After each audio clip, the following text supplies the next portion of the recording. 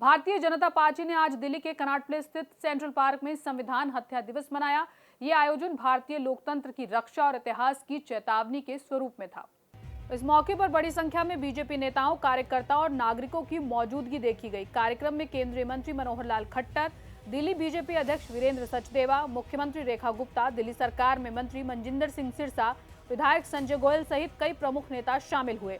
कार्यक्रम में वक्ताओं ने 25 जून 2075 को लागू किए गए आपातकाल को भारतीय लोकतंत्र का सबसे काला अध्याय बताया। इस दौरान संविधान को दरकिनार कर नागरिकों के मौलिक अधिकार छीन लिए गए थे, प्रेस की स्वतंत्रता तक खत्म कर दी गई थी और लाखों लोगों को बिना किसी वारंट के जेलों में डाल दिया गया था। बीजेपी नेताओं ने इसे संविधान की हत्या करार दिया। दिल्ली सरकार में मंत्री मनजिंदर सिंह सिरसा ने कांग्रेस पर निशाना साधते हुए कहा, जो लोग आज संविधान की किताब जेब में लेकर घूमते हैं, उन्होंने ही उस पर सबसे बड़ा धब्बा लगाया था। आपातकाल सिर्फ सत्ता के लोभ की वजह से लगाया गया था, ये देश हित में नहीं था। सिरसा ने आगे कहा कि कांग्रेस को देश की जनता से इसके लिए माफी मांगनी चाहिए और ये दिन हर भारतीय को ये याद दिलाता रहेगा कि सत्ता की भूख में कैसे लोकतंत्र का गला घोंटा गया। बीजेपी विधायक संजय गोयल ने कहा कि इमरजेंसी एक सोच थी जिसमें लोकतंत्र, संविधान और जनता को कोई महत्व नहीं दिया गया। इंदिरा गांधी की तानाशाही सोच ने पूरे देश को जेल में तब्दील कर दिया। अदालतें मौन रही, अखबारों पर ताले थे और जनता डरी हुई थी।